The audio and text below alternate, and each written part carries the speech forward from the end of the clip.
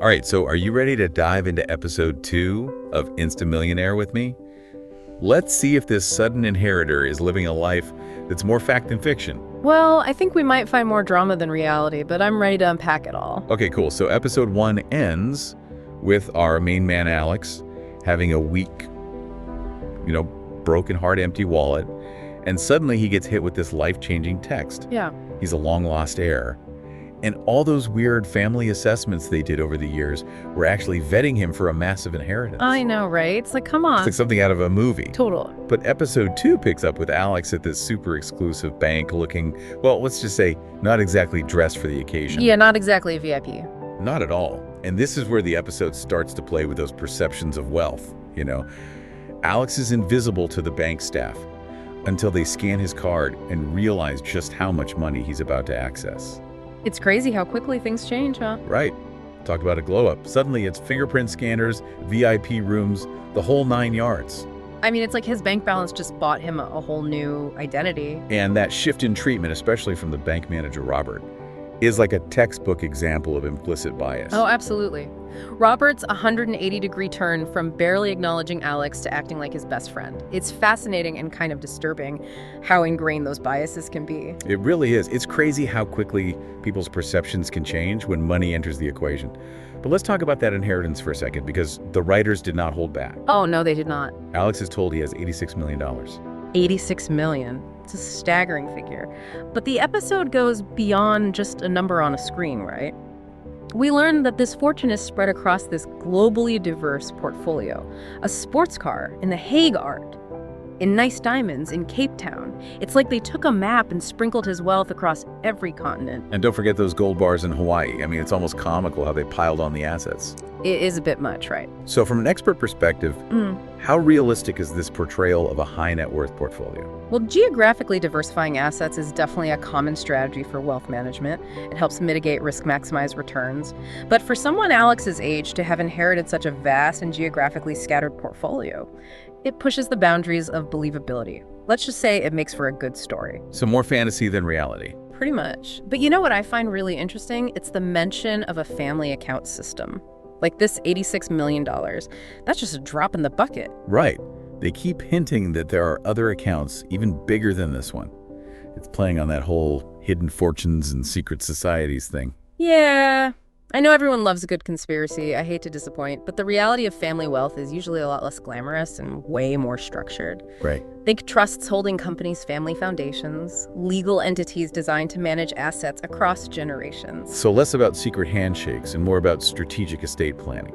Exactly. It can actually be quite complex, especially with multi-generational wealth. You've got teams of lawyers, financial advisors, a whole lot of paperwork. It's not exactly a fingerprint-secured vault, but it's the reality for many high-net-worth families. Okay, so maybe not as thrilling as a hidden vault, but it definitely makes you think about the complexities of managing that kind of money. And speaking of complexities, let's talk about how Alex's sudden wealth impacts his relationships. Because things get pretty interesting with Karen, that bank employee who initially brushed him off. Oh man, Karen, she goes from 0 to 100 real quick, doesn't she? It's almost comical. Like one minute she's accusing him of stealing a black card, practically throwing him out of the bank. Right. And the next she's fallen all over herself trying to apologize. Totally. And you know what that is? That's a perfect example of how wealth, or even just the perception of wealth, can completely warp social interactions. Yeah. Suddenly, Alex isn't just some random guy off the street.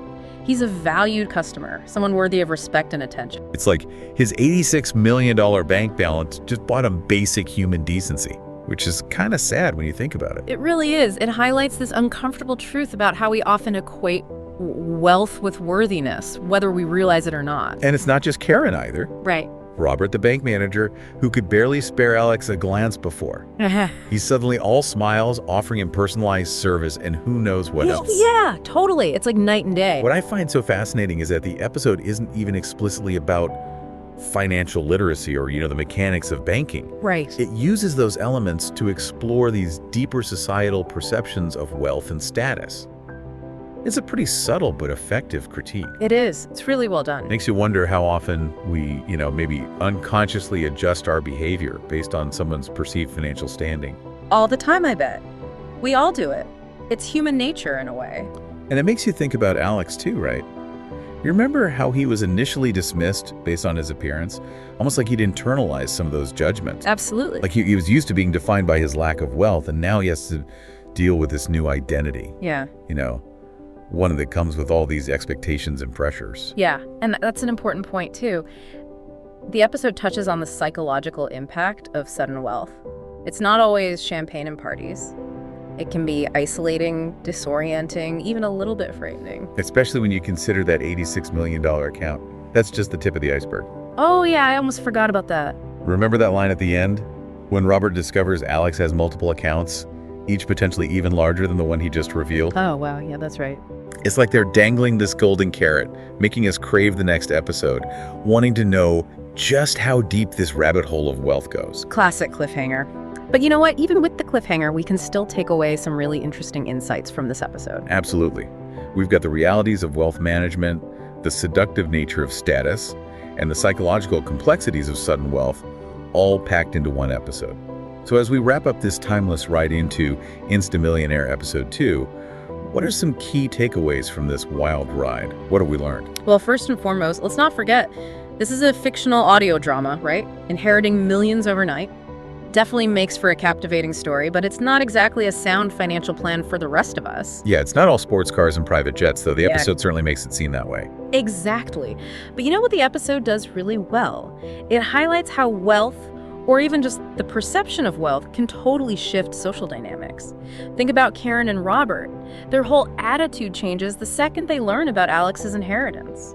Yeah, it's a good reminder that we don't always treat everyone with the same level of respect, and sometimes those biases, they're tied to what we assume about someone's financial status. Exactly. Something to think about for sure. And it's not just about how we treat others either, it's about how we view ourselves too. That's a really good point. So this episode wasn't just about, the fantasy of overnight riches. It gave us a lot to think about when it comes to how we perceive and treat others. And let's not forget that lingering question. If $86 million is just the tip of the iceberg, what does the full picture of Alex's inheritance look like? What kind of responsibilities come with that level of wealth? It's a question that sticks with you long after the episode ends. Makes you think. It does. It really makes you think. Well, that about wraps up our deep dive into episode 2 of Insta Millionaire. It was a wild ride. I'm ready for the next episode. Me too. I can't wait to see what happens next and to break it all down with you again next time. Awesome. Well, until then, everyone, keep it real and remember, it's always a good idea to separate fact from fiction.